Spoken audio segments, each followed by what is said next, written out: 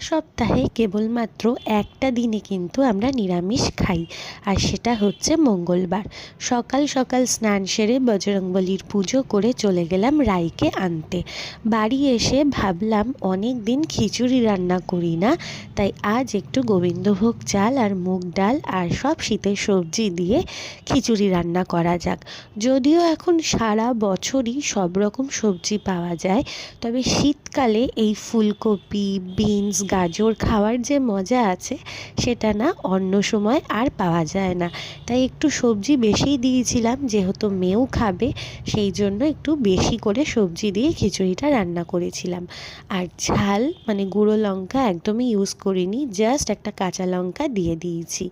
কারণ এই খিচুড়ি এমন একটা রান্না যেটা কিন্তু খেতে, বিশেষ করে এই শীতকালে খেতে আর বর্ষাকালে খেতে বেশ দারুণ লাগে আর হয়ে যায় চটপট। ব্যাস আমার এখানে খিচুড়ি রান্না প্রায় রেডি, মানে জলটা শুকনো হয়ে এলেই কিন্তু খিচুড়িটা একদম রেডি হয়ে যাবে। আর ভাবলাম খিচুড়ির সাথে সাইড ডিশ হিসাবে বেগুনি রান্না করলে কেমন হয়, তাই ঝটপট করে বেগুন কেটে নিয়েছিলাম আর বেসনের মধ্যে বেগুন ডুবিয়ে ব্যাস গরম গরম বেগুনি কিন্তু রেডি। আর এইখানে আমার খিচুড়িও হয়ে গেছে রেডি। সত্যি কথা বলতে নিরামিষের দিনেই গরম গরম খিচুড়ি আর বেগুনি দিয়ে খেতে কিন্তু জাস্ট দুর্দান্ত লেগেছিল। আর বিকেলবেলা দুজন মিলে চলে গেছিলাম একটু সবজি বাজারে ঝটপট করে কিছু সবজি কিনতে।